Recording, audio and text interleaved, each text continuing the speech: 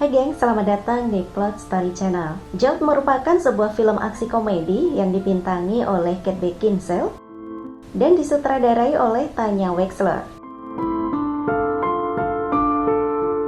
Dalam film ini menceritakan tentang seorang wanita bernama Lindy Lewis yang mempunyai penyakit langka yang dinamakan Intermittent Explosive Disorder. Ketika dia sedang marah, dia tidak akan bisa mengendalikan dirinya. Ia bisa langsung memukuli orang tersebut, atau seperti dalam fantasi-fantasinya, ia akan mencoba untuk membunuh orang-orang yang membuatnya kesal.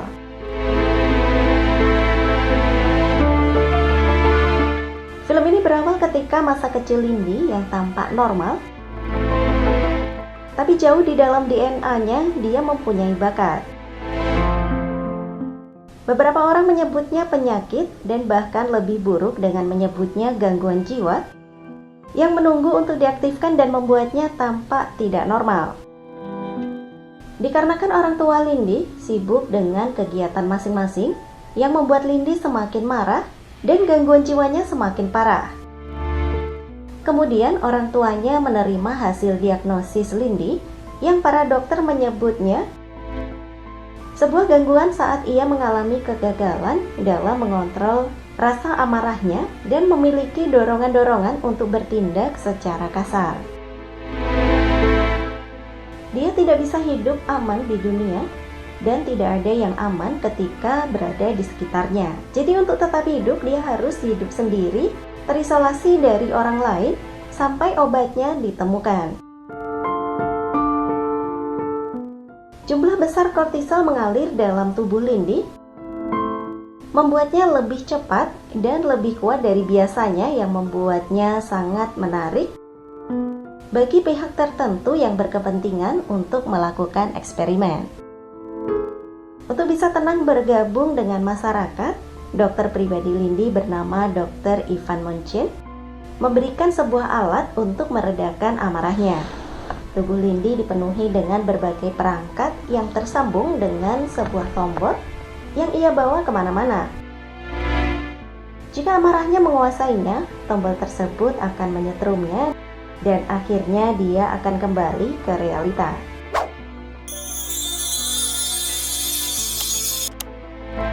Di sebuah kafe di mana Lindy akan bertemu dengan Justin, pacarnya, yang merupakan seorang akuntan. Lindy melihat petugas valet parking bersitegang dengan pemilik mobil yang memaki-maki petugas tersebut karena ia menginginkan kunci mobilnya untuk segera diserahkan. Ketika itu juga Lindy berfantasi untuk menghajar laki-laki tersebut dan menekan tombol yang membuatnya tersentak kaget. What? Yang mana?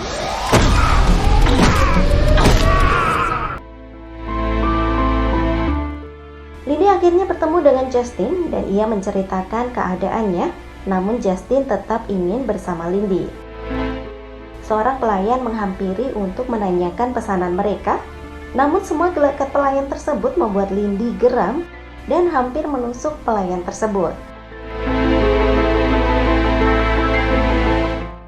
Lindy pamit untuk pergi ke toilet, dan di sana ia mendengar percakapan pelayan tadi yang membuat Lindy tidak dapat mengontrol emosinya. Akhirnya meledaklah emosi Lindy dengan melampiaskan ke pelayan tersebut.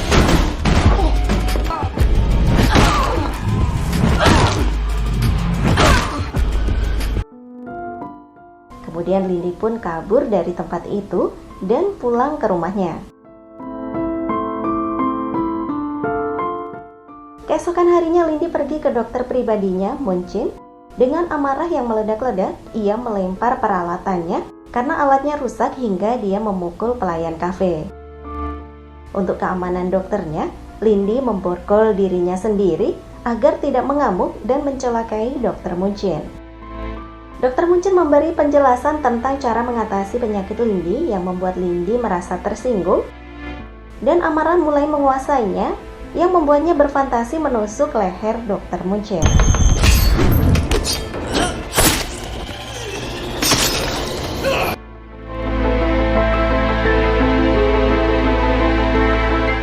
Lindy bertemu kembali dengan Justin dan menceritakan tentang pekerjaan masing-masing. yang mengantar mereka ke sebuah hubungan lebih serius.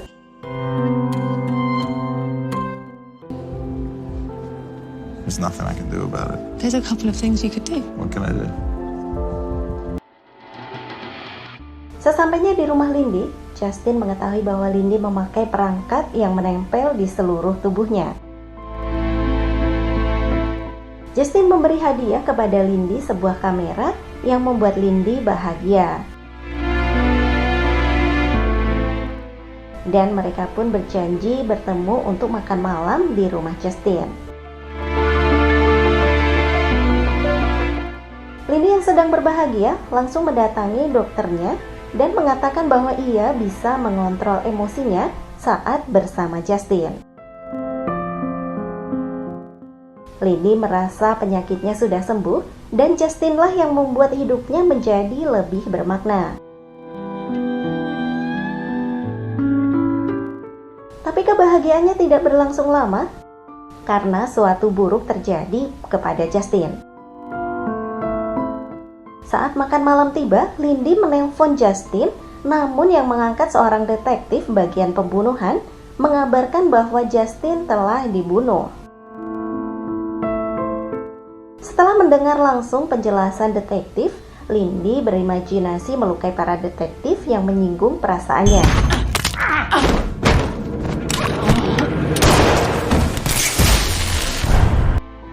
Lindy berduka atas sepeninggalan Justin dan ia pun akhirnya menggunakan amarahnya untuk menghukum para penjahat yang telah menyakiti pacarnya tersebut.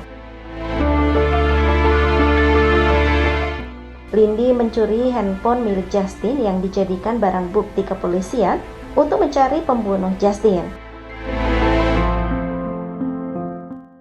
Namun ia tertangkap oleh detektif dan melarikan diri.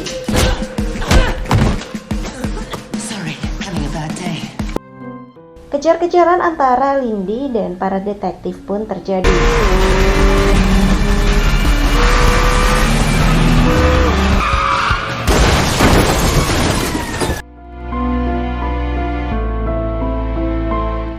Lindy pun lolos dari kejaran para detektif dan menemui seorang hacker untuk membuka histori panggilan di handphone Justin. Setelah memperoleh informasi yang ia butuhkan, Lindy menemui Barry yang menjadi bosnya Justin. Karena Lindy memerlukan informasi pembunuh Justin, ia berhadapan dengan anak buah Barry dan harus bisa mengalahkannya.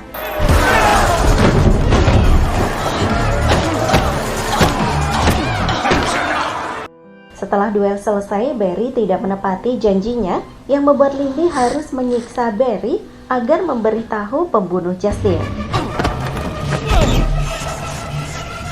You know what? I think I am exactly that stupid. Akhirnya terungkap siapa yang membunuh Justin, yaitu Gareth Fizel, bosnya Barry, namun Barry tidak tahu keberadaan Fizel.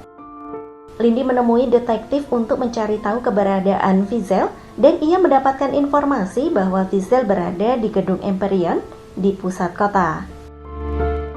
Lindy ingin bertemu langsung dengan Fizel namun detektif menghalanginya dan terjadi kejar-kejaran di rumah sakit. Lindy pun bersembunyi di ruangan bayi yang baru lahir dan untuk bisa lolos ia memanfaatkan bayi dan melemparnya untuk ditangkap detektif.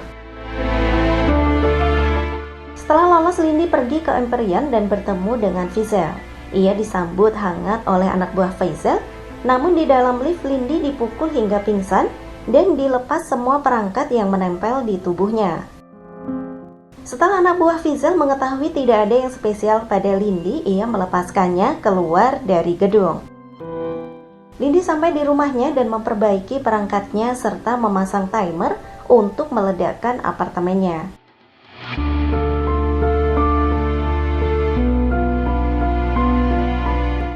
Dia kembali menemui Fizel dan menagih gedung Empyrean. Dan Fizel pun mengakui telah membunuh banyak orang termasuk Justin, sang akuntan. Akhirnya Fizel mengetahui bahwa Lindy manusia langka, kemudian menangkap Lindy dan mengambil darahnya untuk diuji coba. Lindy mampu melepaskan ikatan di tangannya dan menyerang anak buah Fizel. Setelah membunuh dan memotong jarinya, Lindy menuju ruangan Faisal. Kali ini Lindy harus melumpuhkan para penjaga sebelum masuk ke ruangan Faisal.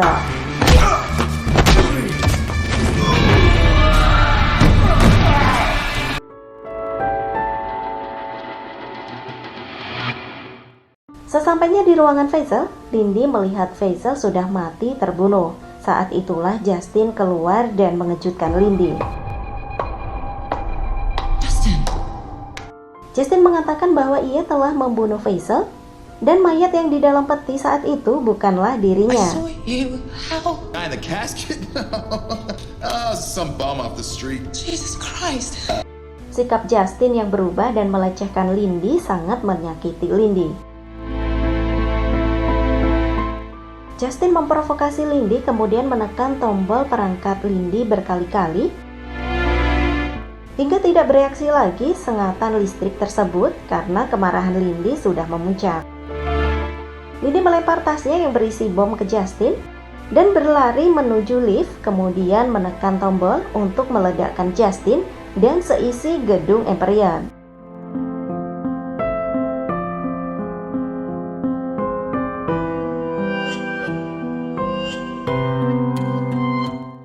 Akhirnya terungkap bahwa dokter pribadi Lindy lah yang bekerja sama dan merencanakan hal tersebut dengan Justin.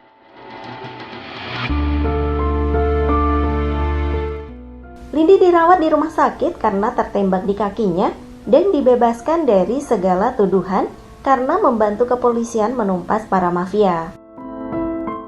Di akhir cerita, Lindy mengunjungi apartemennya yang porak-poranda dan bertemu dengan seseorang yang mengingatkan dirinya dengan dokter di masa kecilnya.